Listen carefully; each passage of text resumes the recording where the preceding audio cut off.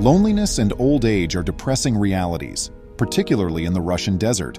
Unfortunately, there are several instances of elderly individuals attempting to make it in vanishing settlements.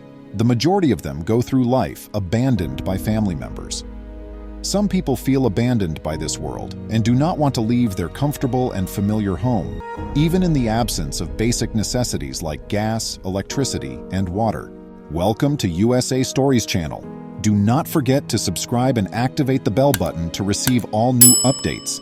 Now let's go to the story. Senior citizens shouldn't be left alone. That is the action that our article's heroine chose to take. Photographer Leslie David is passionate about taking pictures of odd, bizarre, or abandoned construction projects.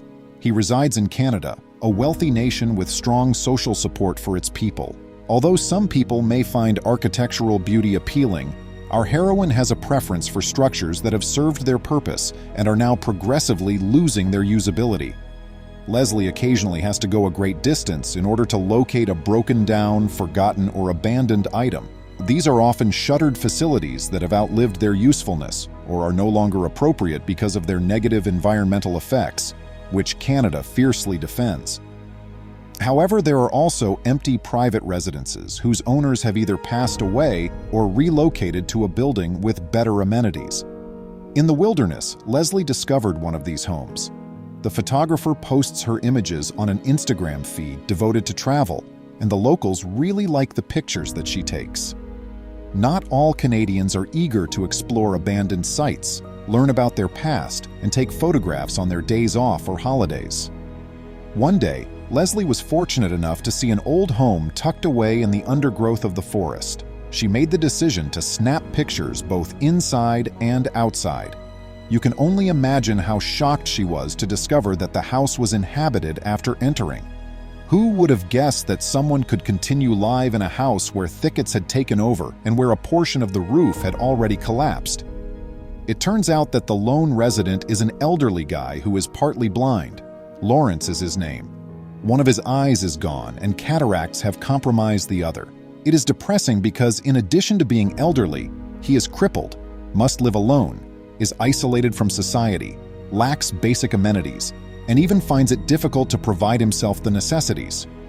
Leslie was rather taken aback by this. Asking inquiries was the simplest method for her to find out more about this man.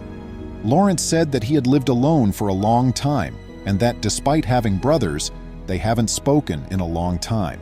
When Lawrence fractured his hip in 2000, his problems started. If it takes 4 days for medical attention to reach the elderly guy, just think of how far away his dwelling is. When he suffered a stroke, the same thing took place. Lawrence's survival was only made possible by extraordinary chance and his refusal to die and be buried in his own home. As the years went by, the elderly man's health deteriorated along with the home.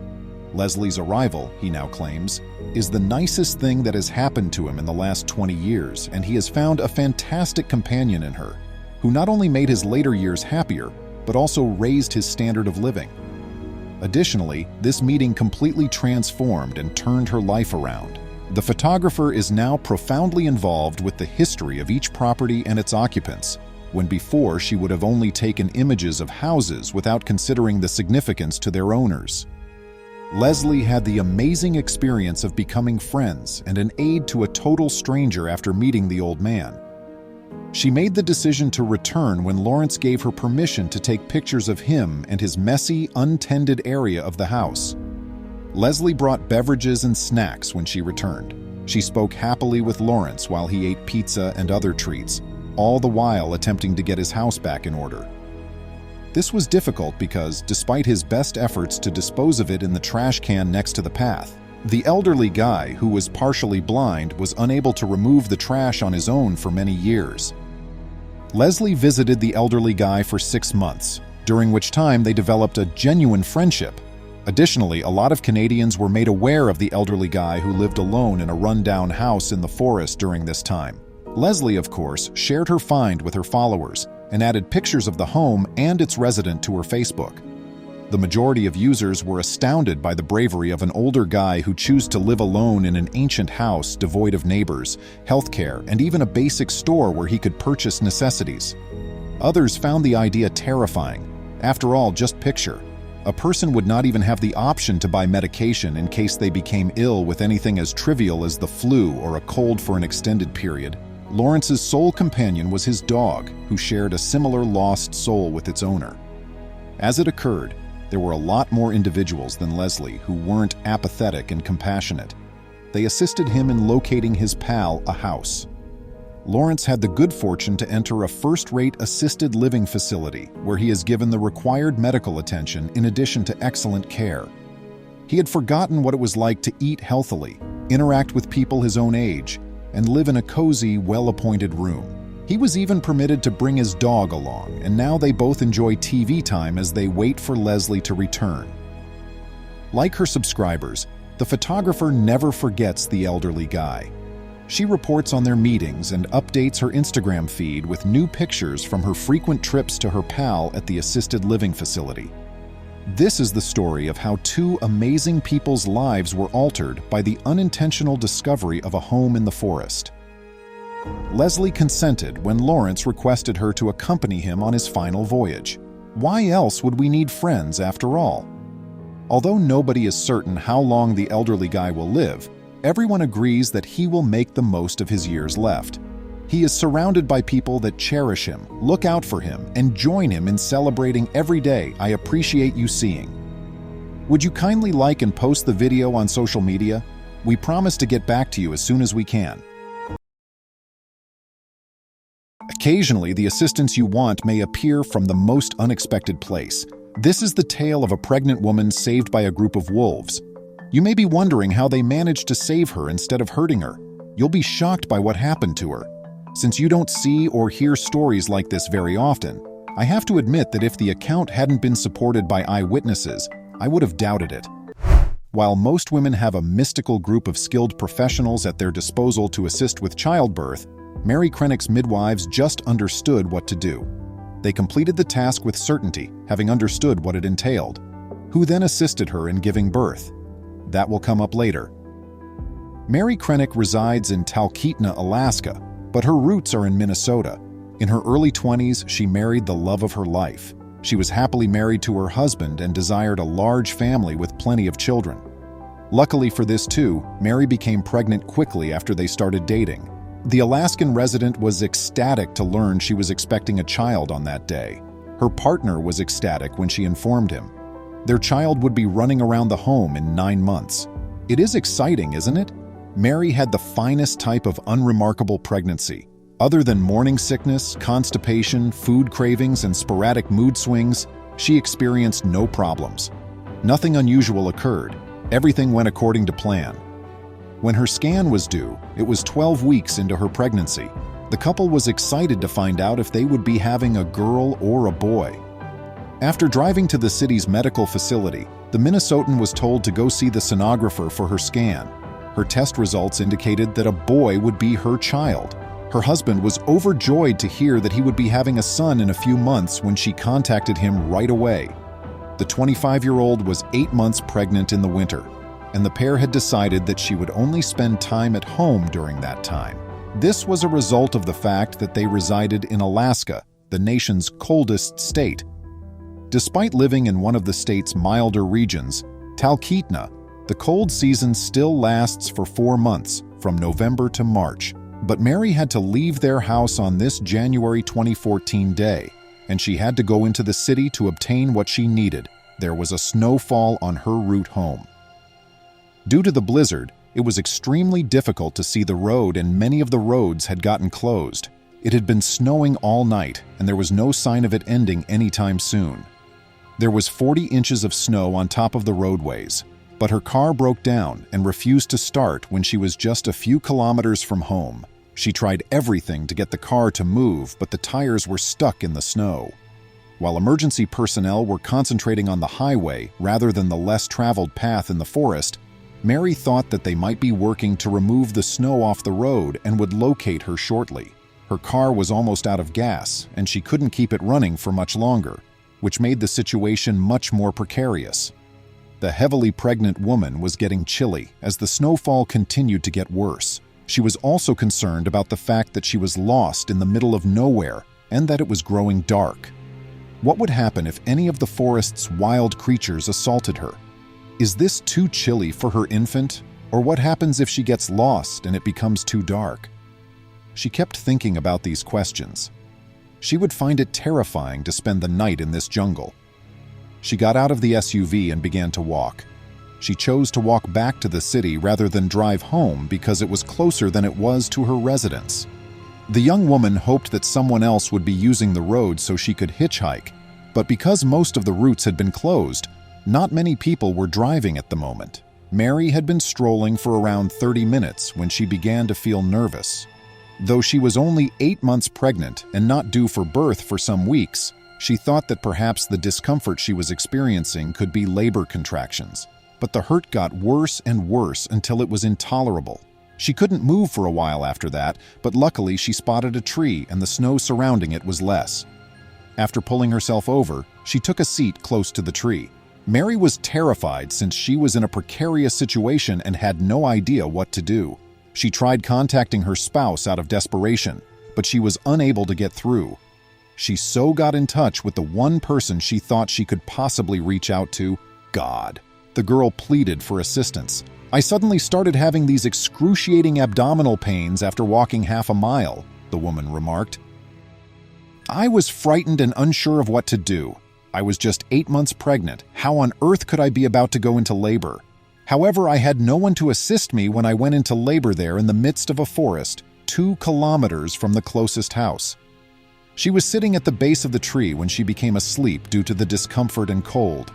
Do you recall our conversation about our respective midwives? They were just about to come, actually. When a troop of wolves showed there, Mary was instantly asleep. The wild creatures would have enjoyed the pregnant woman as a meal. But guess what? They spared her no harm. Rather, they took an unexpected action. She responded, I woke up a few minutes later surrounded by a pack of 10 gray wolves. In response to a question concerning the wolves, the pack leader curled up on my back and the rest of them spread out to create a live, breathing blanket over my quivering frame. Isn't that incredible? It seems sense that they would want to consume the expectant mother. Instead, they provided her with consolation. Though the Minnesotan was taken aback by what she saw, her gut told her not to be afraid since she was in capable hands, or claws. Mary went into labor around half an hour after she woke up. You might be surprised to learn who her wet nurses were. I went into strong labor later and delivered my baby boy, the woman stated. My wet nurses were the wolves.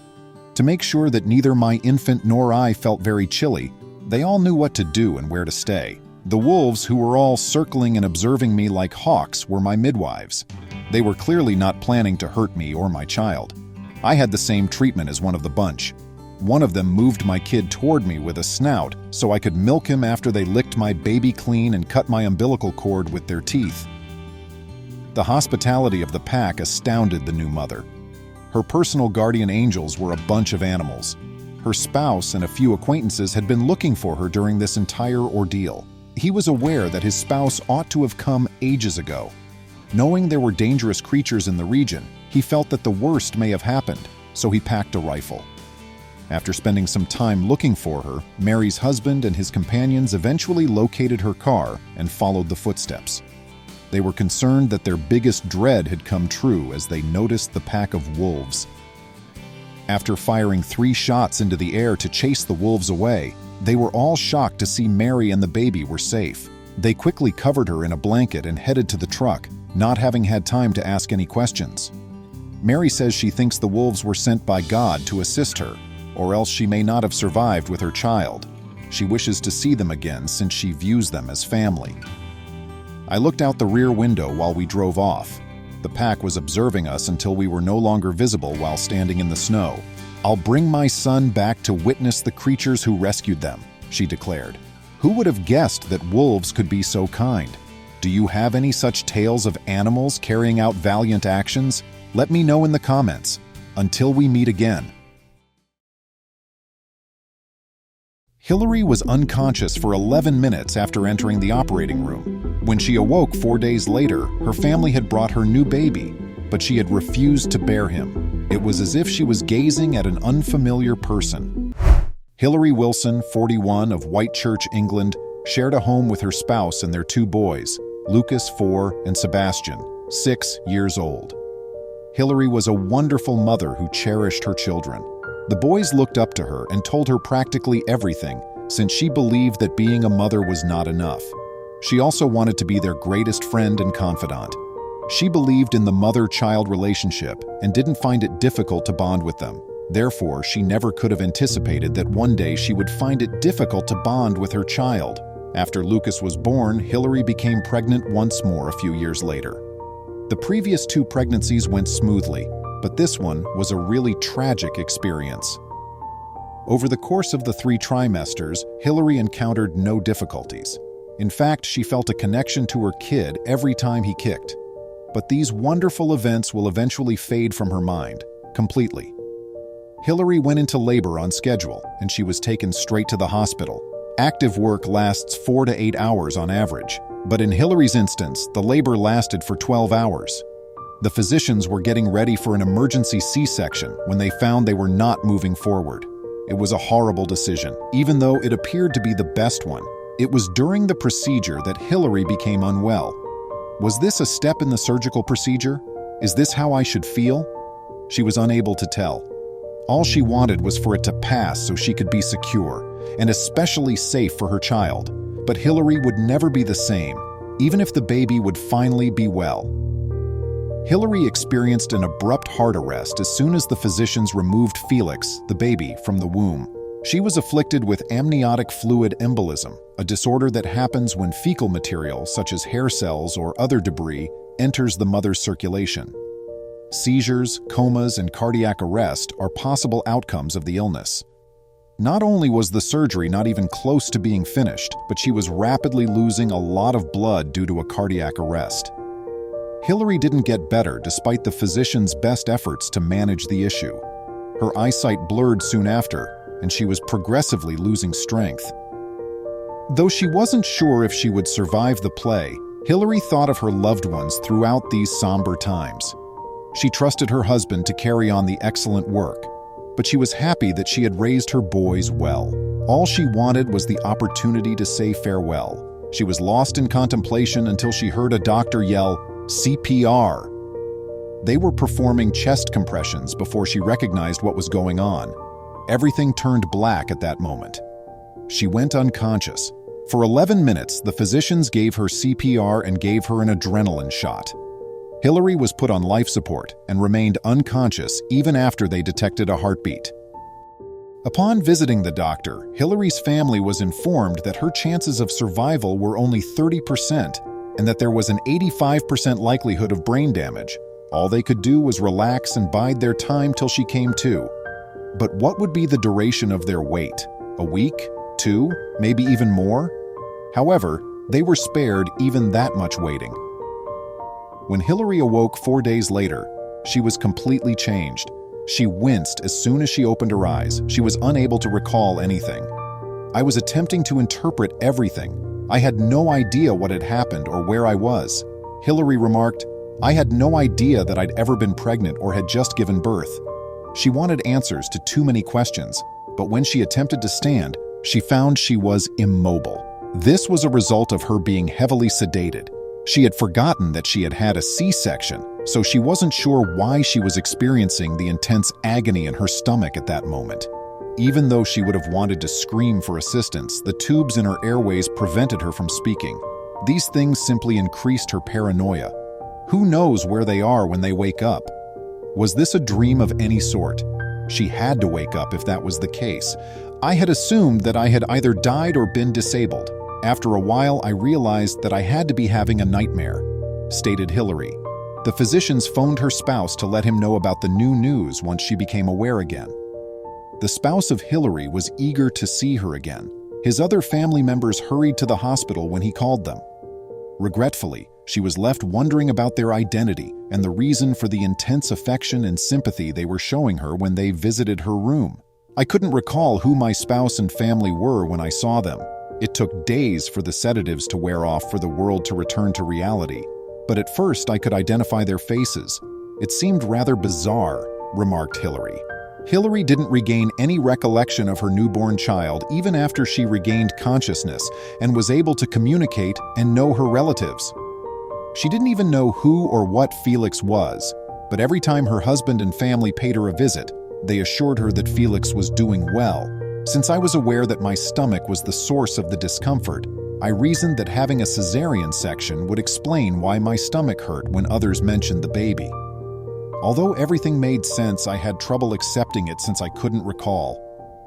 Hillary struggled with all of them, but something changed when her sister showed her a photo of Felix. She immediately recognized the clothes the kid was wearing since it was one she had worn with her other two sons. She believed the kid may be hers after all, as she knew no one else could have it.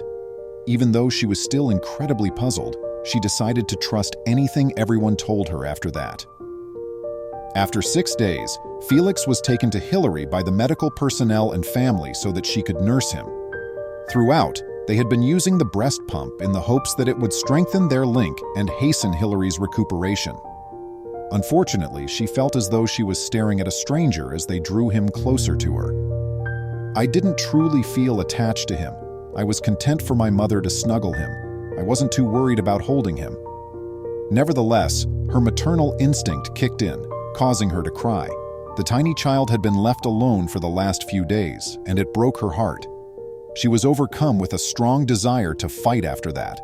She was determined to overcome the odds for her family and her boys, so she couldn't allow her memory loss get in the way of her goals.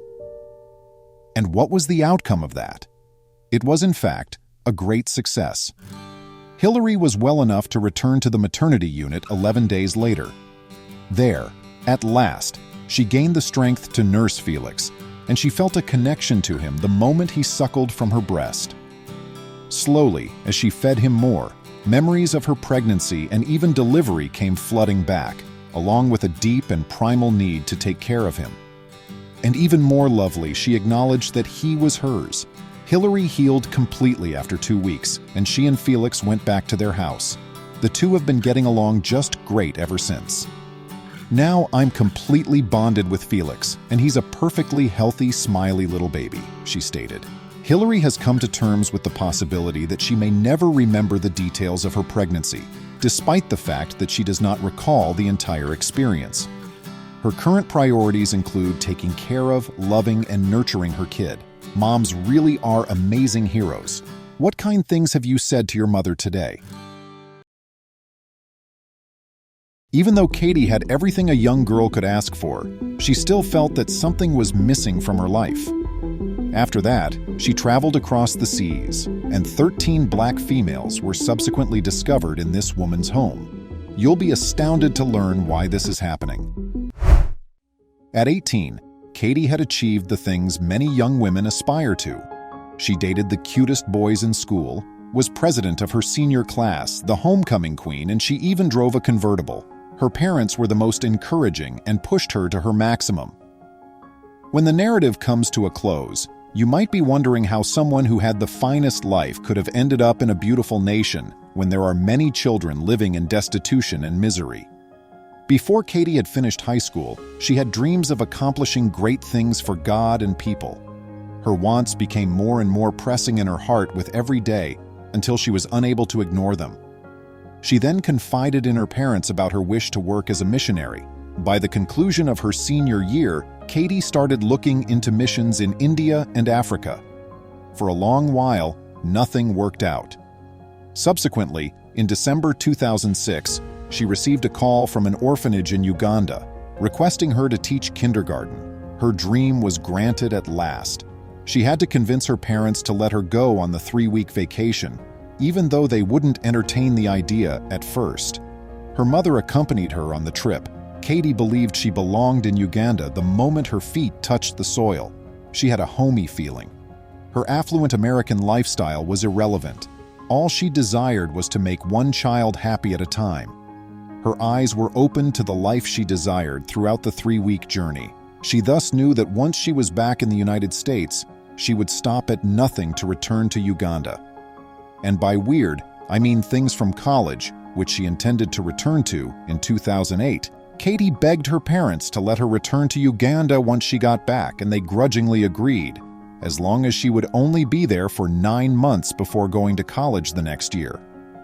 So Katie went back to Uganda for the second time in the summer of 2007. She knew she wanted to do great things and was willing to put in whatever it took to get there, even in the absence of a strategy or a clear direction. She continued to teach the children while she was there, and this quickly produced something amazing. After school one day, Katie went to the house of two 7-year-old twins. Their 4 elder siblings were living at home since they were unable to pay for their tuition when she arrived, which surprised her. Though she knew that 75% of the children in Jinja, Uganda were in a similar circumstance, Katie's heart was broken to see this child so close. She could see the children's longing for a better life in their eyes. If kids were denied access to school, she also worried about what would become of them. Then she realized they would just keep living in abject poverty. She felt deep down that she could begin by assisting these children, even though she knew she couldn't transform the lives of all the children in Uganda. She so bought the uniforms and paid their expenses. It was heartbreaking the first day she met them in school. They appeared to be prepared to face the world. She reflected on the many ambitions that had been dashed just because some children weren't given the proper opportunity. Her enthusiasm then increased, and she began to ask herself, why 4? Why not another 150 or even 10 children? So she used an internet cafe in Uganda to contact her parents and let them know what she was planning. Following several months of perseverance, hard work, and support from friends and family, Katie founded Amazima Ministries International, a nonprofit. Katie had just 10 children when it initially started, and she provided for their food and educational expenses. However, friends and relatives stepped in to support her after learning about the way she was changing lives in Uganda. Thus, the number of children she assisted increased from 10 to 40, then to 150, and it is still growing today. After just 9 months, Katie had to keep her half of the agreement and go back to the United States to finish her undergraduate studies. She was caught off guard and had a lot on her plate. What about the children that were under her charge? How was she going to abandon the organization? She was quite distressed. Still, she followed through on her intention to go back to the US and try her hand at college, but she realized after only a semester that it wasn't what she desired. Her body would not allow her to continue living her life. Her parents allowed her to follow the road that God had predetermined for her, leaving America and her soul in Uganda, when they realized how much she wanted to be in Uganda. Katie joyfully made her way back to her cherished home of Uganda and the children who had been anticipating her arrival.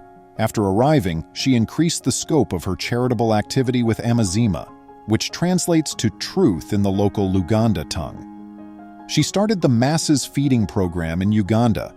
The initiative attracted American contributors to feed over 1,000 children on weekdays, as well as to provide community health initiatives and assist over 400 children in attending school. However, Katie's deeds went beyond just starting this service. One night during this time, something happened that signaled the start of the life that Katie would grow to adore. That January 2008 evening, 3 young AIDS orphans were crushed by the collapse of a mud home across the street from the orphanage due to a downpour. Fortunately, none of them had suffered serious injuries, although Agnes, age 9, needed to be transported to the clinic for medical attention. Katie went with the girl, and Katie had a miserable night. How was the young girl making it through? In what ways was she managing her health? Why should a young child ever be exposed to these difficulties at such a young age? Lost in contemplation, Katie fought back tears of heat. The young girl next to Katie said something. Katie was dumbfounded when the 9-year-old asked, "Can I live with you?" You know, the tiny girl could only think about a cozy and caring home, even in the midst of anguish. Katie replied yes without a second's hesitation, her heart overflowing with lovely feelings. After failing to locate any family who would take the child and the 2 other girls in, Katie made the decision to find them a nice place to live. She so purchased a large home to accommodate them. For the following 18 months, additional females continued to arrive. The majority of them had been left behind. Some had even had to see their parents' AIDS-related demise. Patricia, the youngest, moved into the house when she was a newborn. Even though her mother had 11 other children, she was HIV positive. Katie couldn't turn her back on the girls since she knew there was nowhere else they could go. Katie's parents were concerned that their daughter was losing her prime and taking on excessive responsibilities as additional girls continued to arrive.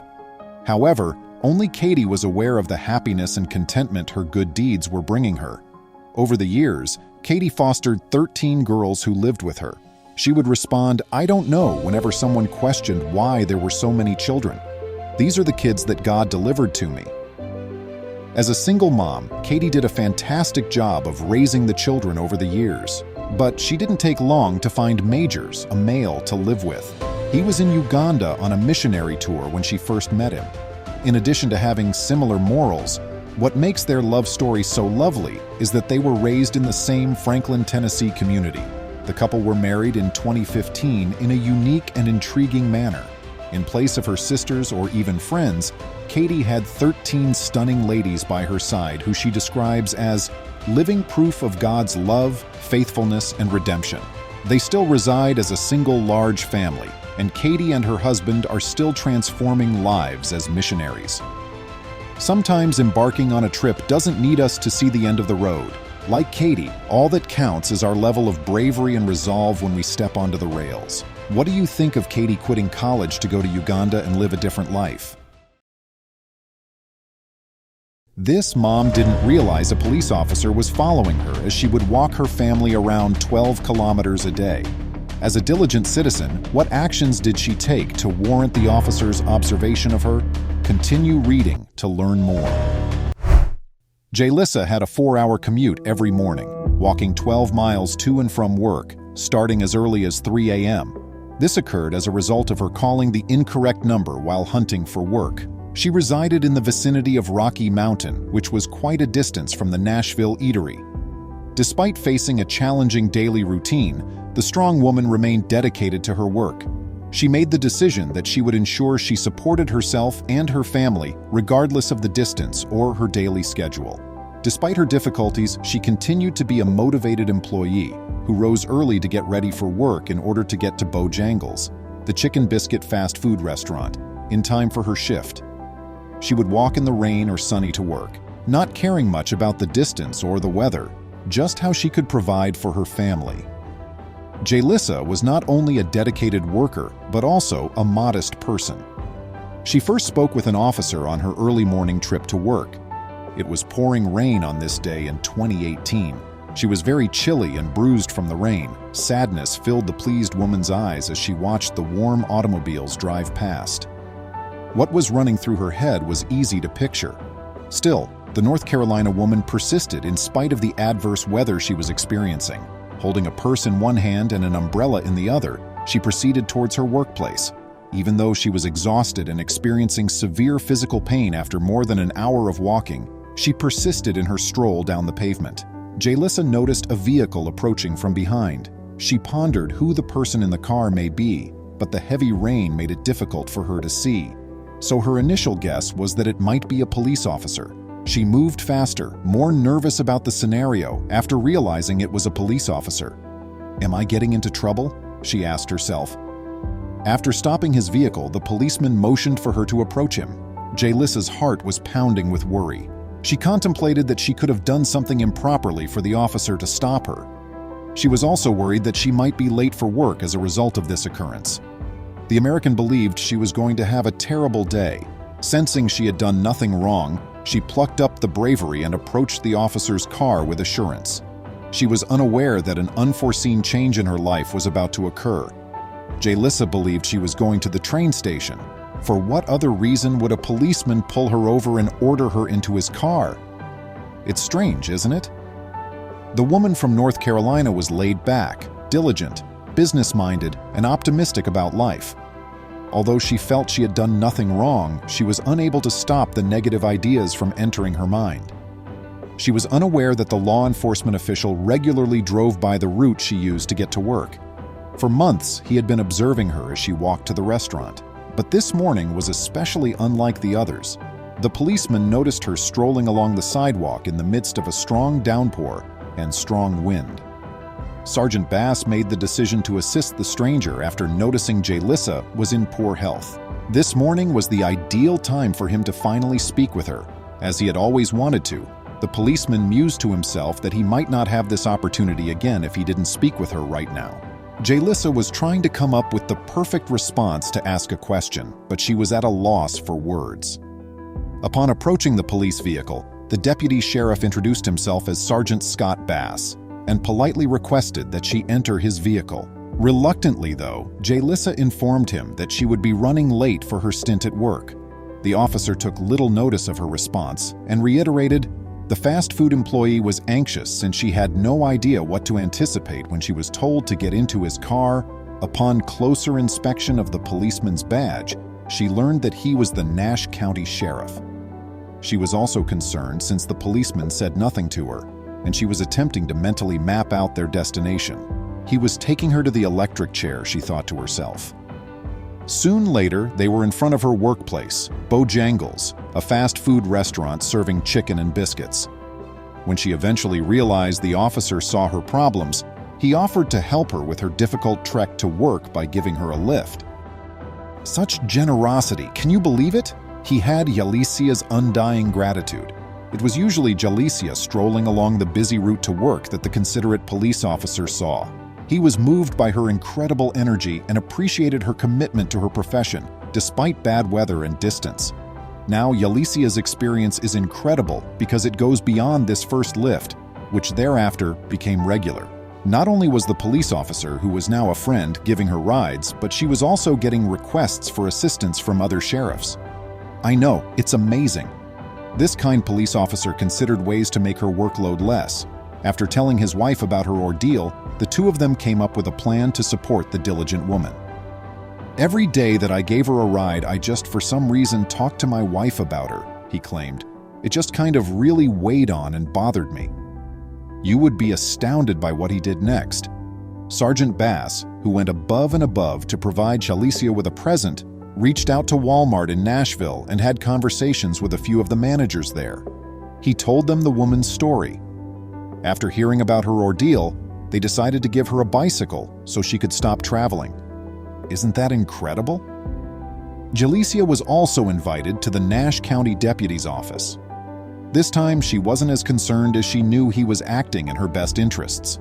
She was worried, though, as she had no idea why he had phoned.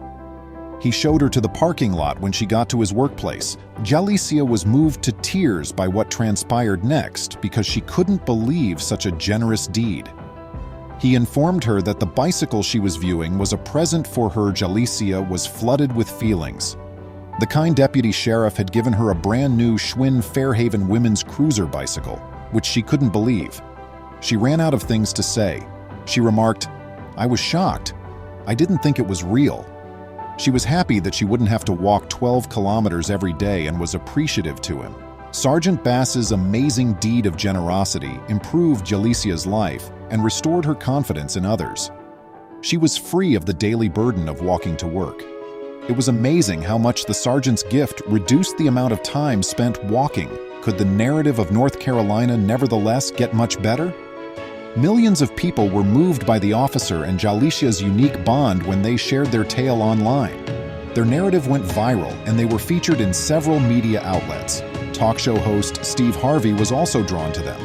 The two were asked to the studio to tell their remarkable story, and before they left the program, she received an even greater surprise. A car. Yes, her very own. The heartwarming tale of Jalicia demonstrates that good people may still be found in the world. Her experience demonstrates the power of even the smallest deed of compassion. Do you have any anecdotes about police kindness? Tell me about them in the comments section. Until we meet again, be careful. Please remember to subscribe to our channel, give us a thumbs up, and turn on the notification bell so you won't miss any of our videos. If you enjoyed the tale, the next video that plays on your screen will probably move you too.